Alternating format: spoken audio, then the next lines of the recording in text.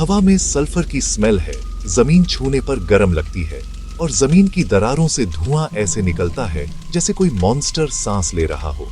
ये किसी fantasy book की कहानी नहीं है, ये इंडिया के जरिया नाम के शहर की रियल एवरीडे लाइफ है। ये एक ऐसा शहर जो 100 साल से भी ज्यादा समय से अंदर से जल रहा है। आग जमीन के ऊपर नहीं लगी है, आग बिल्डिंग्स में नहीं लगी है, आग फॉरेस्ट्स में नहीं लगी है, ये जमीन के बहुत नीचे है, उन बड़ी बड़ी कोयले की खदानों में जो यहाँ रहने वाले लोगों के पैरों के नीचे है। ये झरिया की कहानी है, एक शहर जो टिकिंग टाइम बॉम्ब पर बैठा है, एक ऐसी आग की कहानी जो बुझने का नाम नहीं लेती, और उन लोगों की कहानी जो इस खतरनाक जमीन को अपना घर कहते हैं। हम अक्सर डिजास्टर्स के बारे में सुनते हैं जो आते हैं और चले जाते हैं, लेकिन क्या होता है जब कोई डिजास्टर धीमा, लगातार हो और रोजमर्रा की जिंदगी का हिस्सा बन जाए? झरिया की आग ठीक वैसी ही है। ये एक साइलेंट इमरजेंसी है जो कई पीढ़ियों से जमीन की जिंदगी, हवा की जिंदगी और वहां के लोगों की जिंदगी को निगल रही है। ये समस्या इतनी पुरानी है कि दुनिया भूल गई, पर झरिया के लोग नहीं। वे कॉन्सिक्वेंसेस के साथ हर दिन जीते हैं, एक सॉल्यूशन की उम्मीद में जो आग की गहराई जितना दूर लगता है। झरिया झारखंड के धनबाद जिले में एक छोटा सा शहर है जो पूर्वी भारत का एक राज्य है। नक्शे पर यह किसी भी दूसरे छोटे भारतीय शहर जैसा दिख सकता है, लोगों, बाजारों, रोजमर्रा की जिंदगी की आवाजों से भरा हुआ। हालांकि झरिया अनोखा और प्रसिद्ध है। यह भारत के सबसे बड़े और सबसे अमीर प्राइम कोकिंग कोल डिपॉजिट्स पर बसा हुआ है। यह कोयला स्टील बनाने के लिए बहुत जरूरी है। 1 सदी से यह क्षेत्र देश की इंडस्ट्रियल पावर की रीढ़ रहा है। फैक्ट्रीज, रेलवेज, पावर प्लांट्स के लिए फ्यूल देता रहा है। झरिया कोलफील्ड 280 वर्ग किलोमीटर में फैला एक बड़े शहर से कई गुना बड़ा और अंडरग्राउंड कोयले से भरा हुआ। इस इमेंस वेल्थ ने झरिया को माइनिंग एक्टिविटी का हब बना दिया है। शहर और गांव उसी पर निर्भर हैं। कोयला सिर्फ चट्टान नहीं, ये लाइवलीहुड, शहर के होने का कारण और आइडेंटिटी की नींव है। पर यह नींव फ्रेजाइल है। दशकों की माइनिंग ने जमीन को खोखला किया है। खाली टनल्स, बचा धूल, कमजोर पिलर्स, सतह से जुड़ी दरारें। एक झरिया सतह पर, हार्डवर्किंग कम्युनिटी। दूसरा अंडरग्राउंड, कोल सीम्स का जलता लेबरिंथ जो धीरे धीरे जमीन को खा रहा है। ये कहानी 2 दुनियाओं के कॉन्फ्लिक्ट की, जहां सबसे बड़ी एसेट सबसे भयानक दुश्मन बनकर शहर को निगलने की धमकी देती है। आइए समझें ये इन्फर्नो शुरू कैसे हुआ और इंसानी कीमत क्या है। झरिया में खनन ब्रिटिश राज में शुरू 1824 के करीब। High quality coking coal, railways और स्टील के लिए परफेक्ट। अंडरग्राउंड माइनिंग में छत थामने को पिलर्स छोड़े जाते, पर प्रॉफिट के लिए इन्हें पतला या हटा दिया गया। पिलर रॉबिंग, खदानें अनस्टेबल हो गई। आजादी के बाद डिमांड बढ़ी। 1971 में नेशनलाइजेशन हुआ, BCCL के कंट्रोल में, पर 1 सदी का रेकलेस माइनिंग जमीन में पैबस्त रह गया। खाली टनल्स, कोल डस्ट, कमजोर पिलर्स और सरफेस फिशर्स। डिजास्टर के लिए परफेक्ट सेटअप। 1916 पहली आग रिपोर्ट। कोई वॉल्केनो नहीं, माइनिंग मेथड्स का नतीजा। फ्यूल, सीम्स, धूल, waste heaps. Oxygen, poorly sealed mines, दरारें, shallow entries, ventilated tunnels. Heat, sparks या स्पॉन्टेनियस कंबस्टन। हाई ग्रेड कोयला ऑक्सीडाइज होकर गर्म होता। हीट निकली नहीं तो इग्निशन, फिर रोकना लगभग इम्पॉसिबल।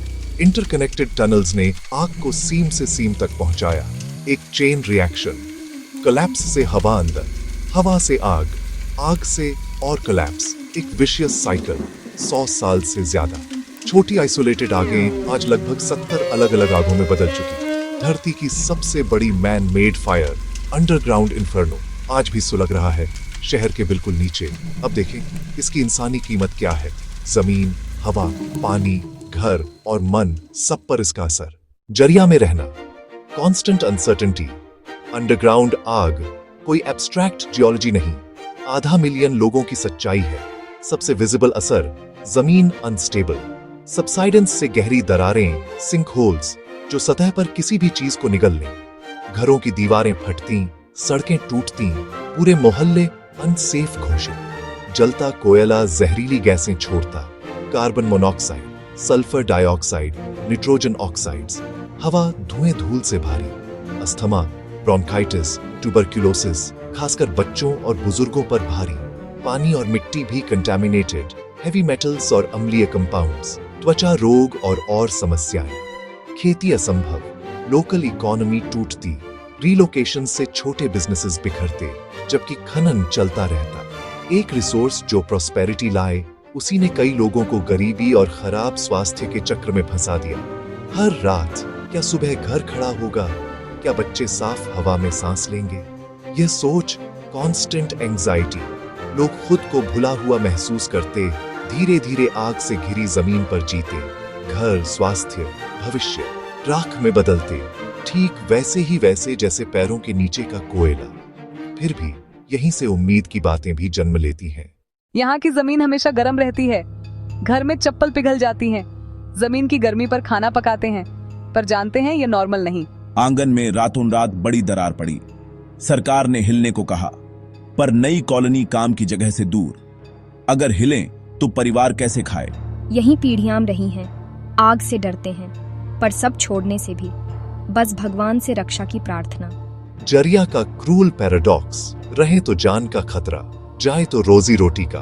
दशकों से प्रयास, ऑक्सीजन काटने को trenches, sand water filling, barriers, कहीं सीमित सफलता, पर पैमाना बहुत बड़ा। लिक्विड नाइट्रोजन इंजेक्शन, हाईटेक, महंगा, छोटे क्षेत्रों में असरदार, पूरे कोलफील्ड पर लागू करना बेहद कठिन।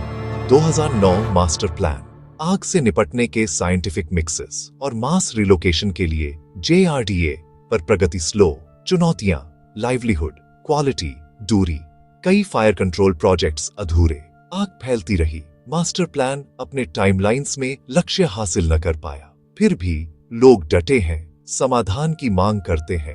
अब बारी है पीपल फर्स्ट एक्शन की। 100 साल पुरानी समस्या आसान नहीं, पर इम्पॉसिबल भी नहीं। चाहिए clear, committed, people centric approach. Relocation तेज हो, पर लाइवलीहुड साथ।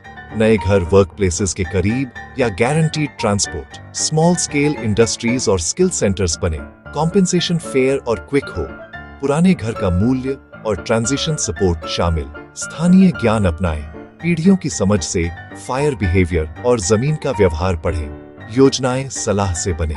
इमीडिएट फोकस कंटेनमेंट, गहरी चौड़ी खाइयां, अर्बन अंडरसीम्स को रिंग फेंस करें, थर्मल मॉनिटरिंग से मूवमेंट ट्रैक करें, लॉन्ग टर्म विजन, खाली खदानें भरें, रिवेजिटेशन करें, जमीन stable, ecosystem restore, safer, scientific mining और strict accountability, technology, resources, knowledge हमारे पास, कमी है अर्जेंसी और पीपल फर्स्ट कमिटमेंट की। अब decisive, compassionate action, secure homes, sustainable livelihoods, लगातार फायर कंट्रोल और लैंड हीलिंग। जरिया का भविष्य हमारी तत्काल कार्रवाई पर टिका है। हमें नया पेज पलटना है, न सिर्फ आग बुझानी, लोगों के दिलों में उम्मीद जलानी है। जरिया को धुएं और सबसाइडेंस की धरती नहीं, बल्कि कलेक्टिव सुधार की मिसाल बनना चाहिए। जरिया का धुआं एक पीली है, 500,000 लोगों का भविष्य हमारे जवाब का इंतजार कर रहा है।